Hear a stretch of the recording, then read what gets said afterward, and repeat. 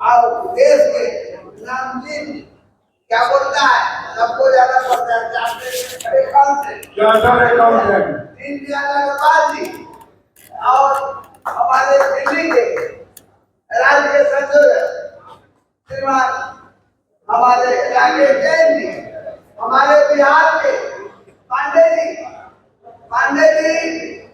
कहाँ गए, हमारे श्रीनाथ पांडे जी,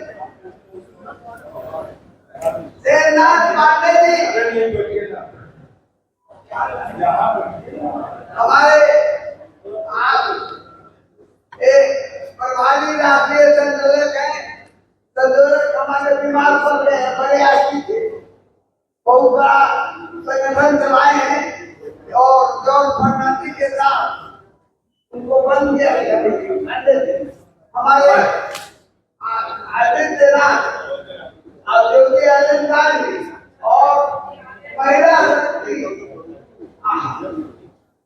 मित्रों, इसी धरती में जब आज 25 जून का दिन है, आपको स्मरण होगा इसी रामलीला मैदान में लोकनायक जयप्रकाश नारायण ने भारत की जो आजादी के पहले नायक थे, समता आंदोलन के बड़े नायक थे और संपूर्ण क्रांति के बाद में महानायक के रूप में आए।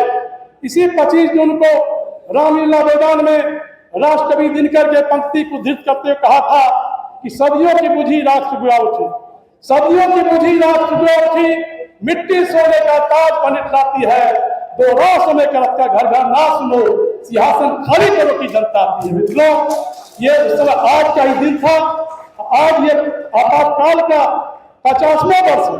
मित्रों, जैसे शुरुआत में उन्होंने जानकारी दी कि नवनिर्माण आंदोलन और उसमें बिहार में छात्रों ने विधानसभा घेरने का प्रयत्न किया, गोलियां चली, लाठीचार्ज तो हुए, गोलियां भी चली और बाद में फिर विद्यार्थियों ने जयप्रकाश जी को जाकर कहा, निवेदन किया कि आपने आंदोलन का नेतृत्व संभालना चाहिए। इस सारे समय में विद्यार्थी परिषद के कार्यकर्ता के नाते सारे कार्यक्रमों में रहा, लोक निर्माण आंदोलन से लेकर गुजरात का, वहां से लेकर तो बिहार का एक विधानसभा घेरने का और बाद में जयप्रकाश नारायण ने कहा कि केवल विद्यार्थी नहीं, ये तो सारी भ्रष्टाचार, बेरोजगारी, महंगाई के सारी समस्याएं तो सारी जनता की है, इसलिए ये जन आंदोलन करना चाहिए। आज के कार्यक्रम में पधारे हुए सभी मुख्य अतिथिगण, साहिबान, मेरे सामने विराजे हुए सभी पंच साहिबान, देवतुल्य, आज आप लोगों के बीच में बड़ा आकर के बड़ी खुशी हो रही है कि आप लोगों ने, जिन लोगों ने तुम्हारे खातिर प्राण त्यागने तक का संकल्प लिया हुआ था, ऐसी भावना को लेकर जिन आप लोगों ने संघर्ष किया, इन्होंने पीछे कुछ नहीं देखा। जब हम इमरजेंसी के टाइम पे संघर्ष करते थे तो पकड़ के रात में उठा के ले जाते थे, मगर धैर्य रखा, आंदोलन जारी रखा। हमारे इन बुजुर्गों को धन्य है कि कभी पीछे मुड़ के नहीं देखा इन लोगों ने, इनकी बदौलत आज हम जो शासन लेके बैठे हैं वो इन लोगों की वजह है। आज हमारे बीच में लोग भी रह रहे, उनको भी धन्यवाद देना चाहते हैं, जिन लोगों ने अपना प्राण लगा करके, परिवार को भूल करके और वह भगवान के घर चले गए पर आजादी तुम्हारे हाथों में सौंपते गए। अब कहा गया संक्षेप में बोलो तो 2-3 बात कह दूंगा संक्षेप में, क्योंकि आपातकाल के बारे में अगर बात करनी हो तो बहुत सारी पुस्तकें आ चुकी हैं, सारी पुस्तकें मैंने भी नहीं पढ़ी हैं, इतनी पुस्तकें उस समय आ गई थी तुरंत बाद जब जनता सरकार बनी है।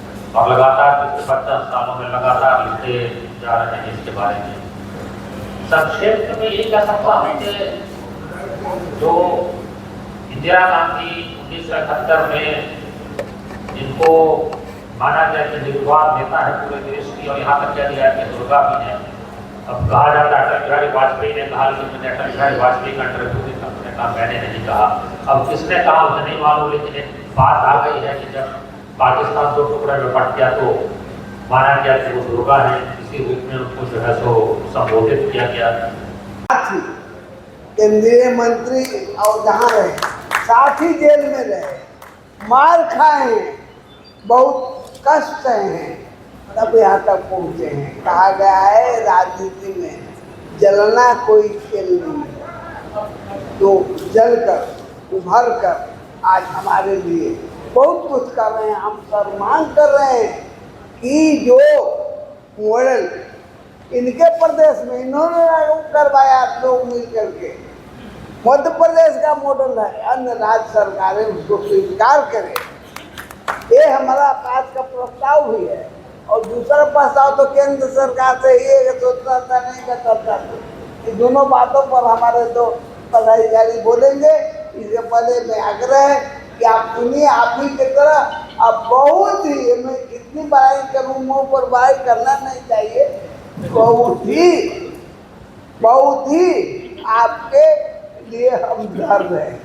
दिल्ली को उन्होंने दिलवा दिया, अब आपकी बारी है। जय प्रकाश नारायण अमर रहे, अमर रहे, अमर रहे। जय प्रकाश नारायण अमर रहे, अमर रहे, अमर रहे। नानाजी देशमुख अमर रहे, अमर रहे, अमर रहे। नानाजी देशमुख अमर रहे, अमर रहे, अमर रहे। लोकतंत्र के सेनानी अमर रहे, अमर रहे, अमर रहे। ये अमरता का गान है और ये अपना हिंदुस्तान है। यही हमारी शान है और यही हमारी पहचान है। अब जानते हैं कि यहाँ जो संगोष्ठी हो रही है, इस संगोष्ठी के भाषण या विचार ये आप सबके मन में है। हम इसको व्यक्त कर रहे हैं और आपके मन में भी वही विचार आंदोलित कर रहे हैं। मैं गवाह हूं उस बात का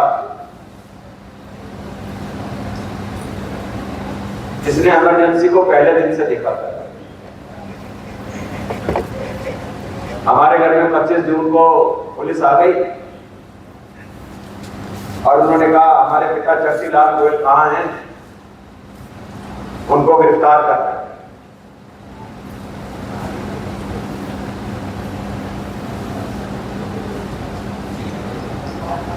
हमने चर्चीलाल जी को खुशी खुशी जाने दिया, क्योंकि वो तो जेल जाते रहते थे, 2-3 दिन में आ जाते थे।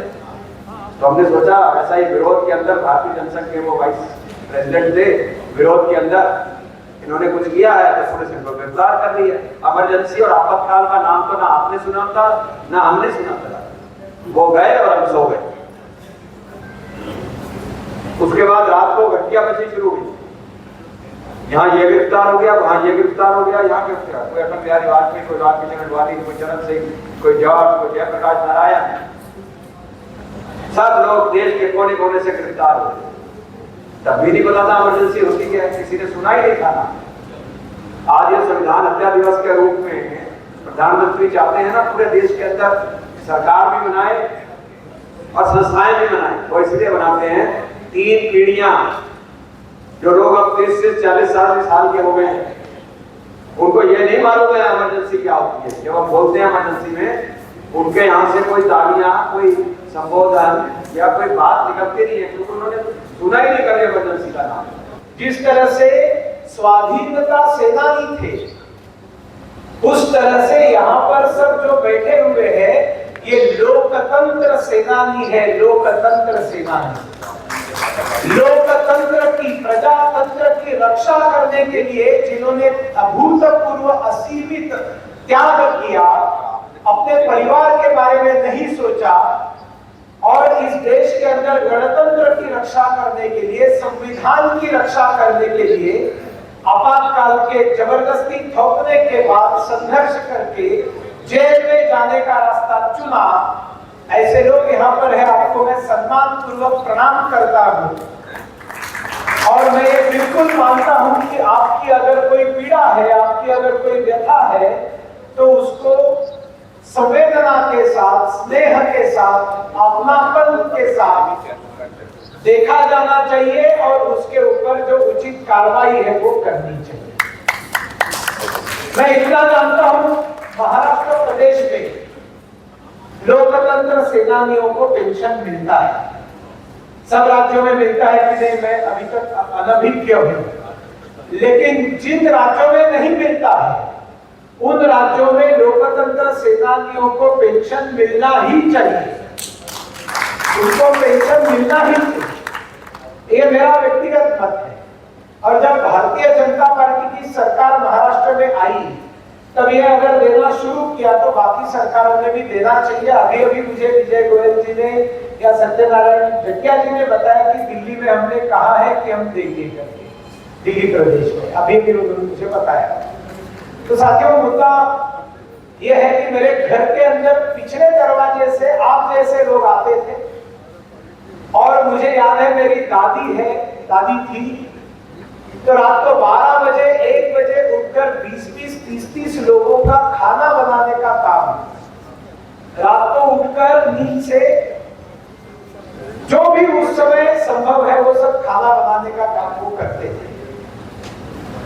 ऐसी हजारों महिलाएं हैं जिन्होंने त्याग किया है, वो जेल में नहीं गई है, लेकिन उन्होंने पीड़ा उठाई है, उन्होंने कष्ट उठाया है, उन्होंने संकट झेले हैं। क्योंकि जब इकलौता कमाने वाला पति जेल में गया है, तब परिवार को संभालने का काम कौन करेगा, परिवार की देखरेख कौन करेगा, बच्चों का लालन पालन, घर के अंदर आने वाला जो पैसा है, कमाने वाला व्यक्ति अगर जेल में गया है, ऐसे समय जो अभूतपूर्व त्याग और बलिदान उस समय के महिलाओं ने किया है, उन महिलाओं को भी आज मैं यहाँ पर वंदन करता हूँ, उनका अभिनंदन करता हूँ। सम्मानित मंच, सम्मानित अतिथिगण, सम्मानित श्रोतागण, आज हम अहम विषय पे चर्चा करने के लिए बैठे हुए हैं। इस संगोष्ठी में मुझे स्थान दिया गया है, इसके लिए मैं आभारी हूँ मंच की। महिलाओं का योगदान हमेशा से परिवार से लेके, समाज से लेके, क्रांति से लेके, आंदोलन से लेके सभी में रहा है, और महिलाओं के योगदान और समर्पण को हम किसी भी तरीके से भुला नहीं सकते हैं।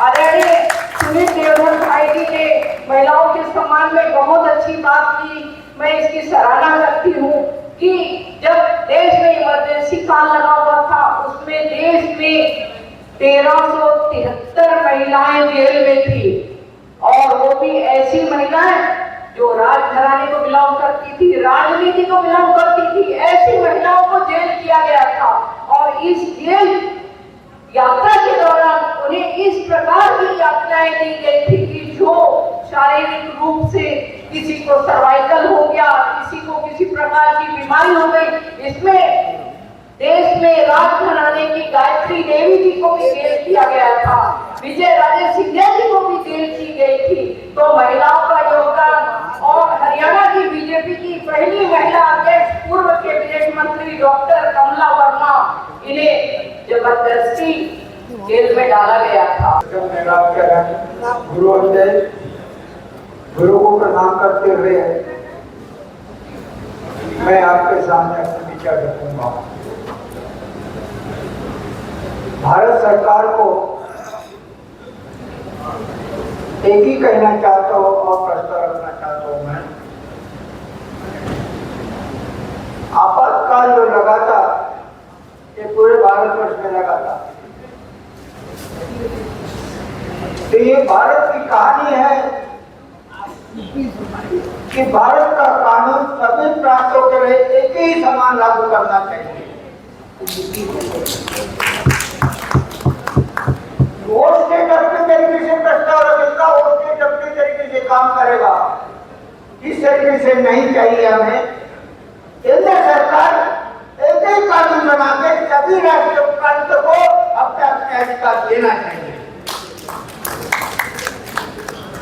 दूसरा, हमको आपातकाल में जो बंदी बनाए थे, दिशा न्याय के अंदर, छत्तीसगढ़ के दिशा के अंदर नेता लोग थे, कार्यकर्ता लोग थे,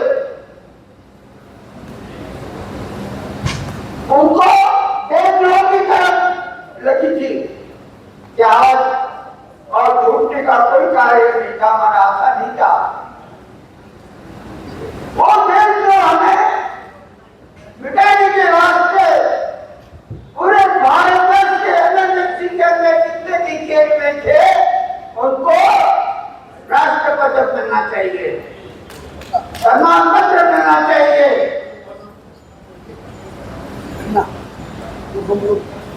और जो भारत में 45 की क्रांति के अंदर स्वतंत्रता संग्राम सेनानी उनको जो पेंशन मिलती है, उनको जो मानधन मिलता है, उनको जो अधिकार मिलता है, वही अधिकार इमरजेंसी के हिस्साबंदियों को मिलना चाहिए।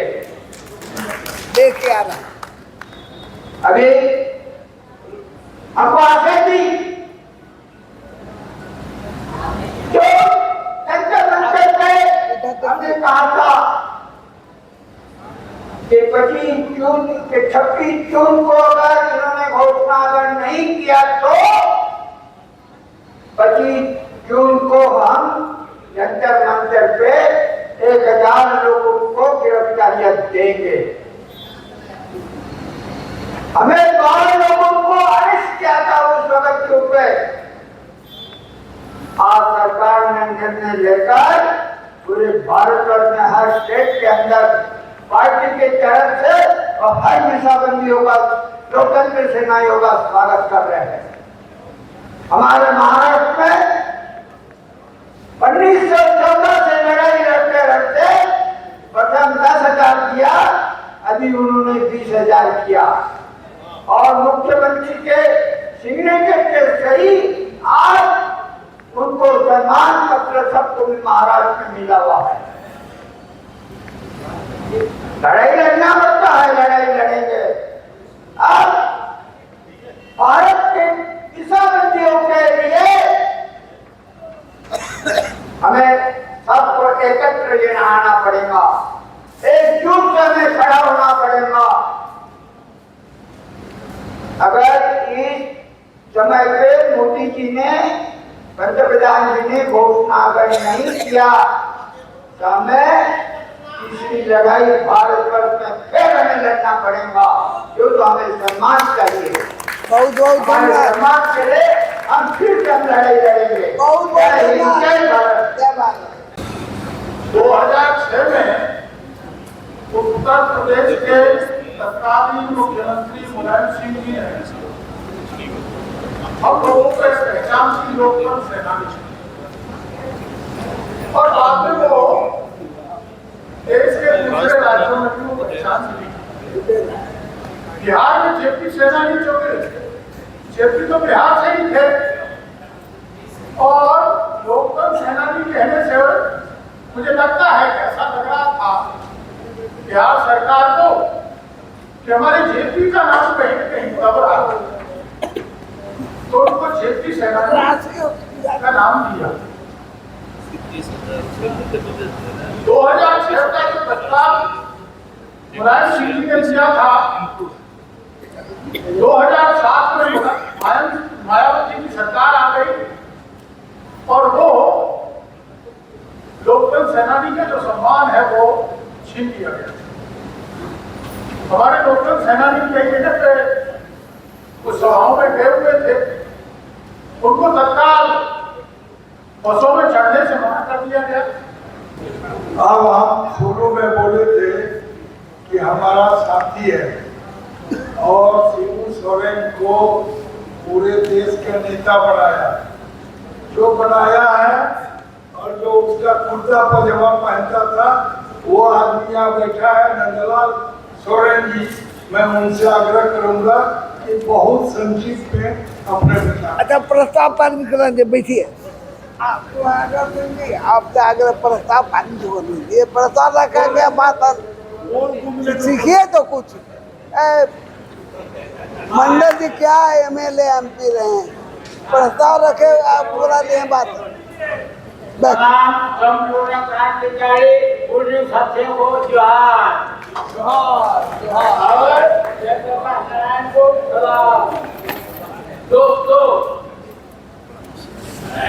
हम उसी क्षेत्र से आते हैं।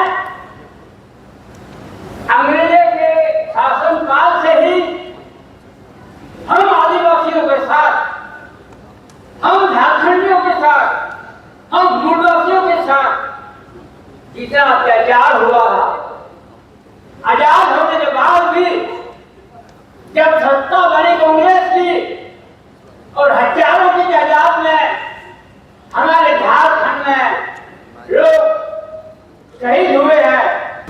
इस देश यह देश कभी भूरों का गुलाम था, कभी पुर्तगालियों का गुलाम था और काफी दिनों तक अंग्रेजों का गुलाम था।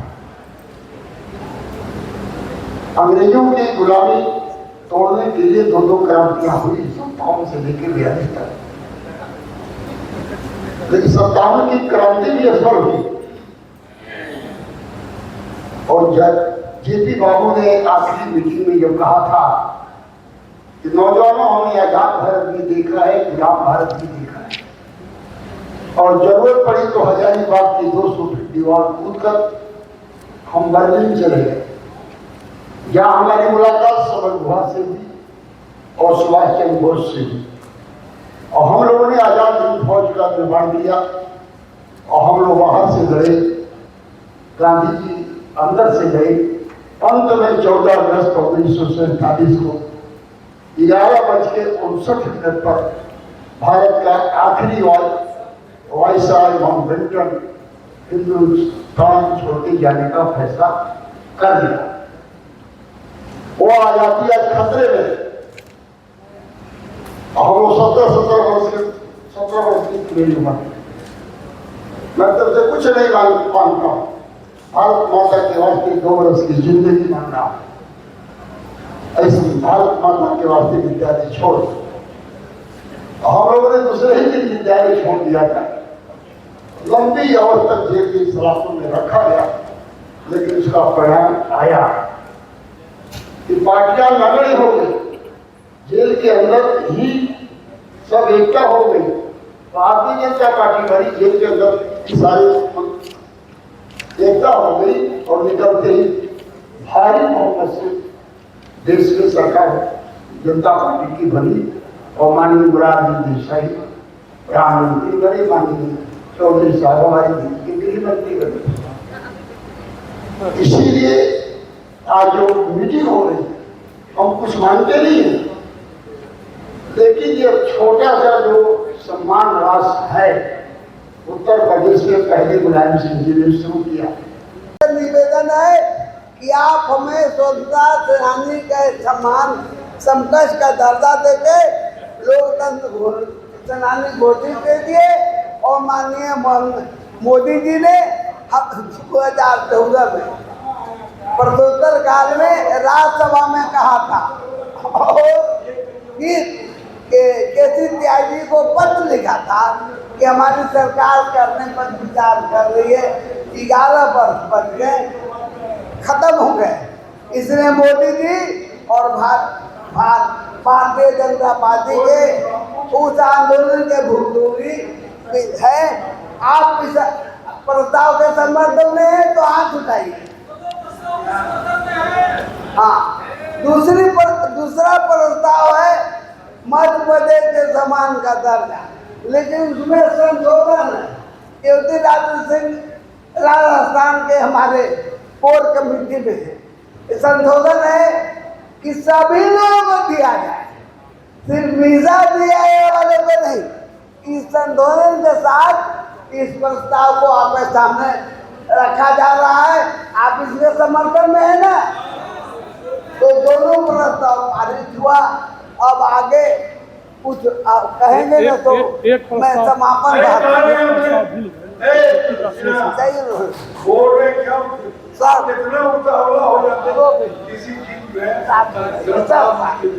ये एक प्रस्ताव है कि दिल्ली के अंदर जयप्रकाश नारायण के नाम पर कोई स्मारक बने और उनका शोध संस्थान हो, ये हम लोग मानते हैं।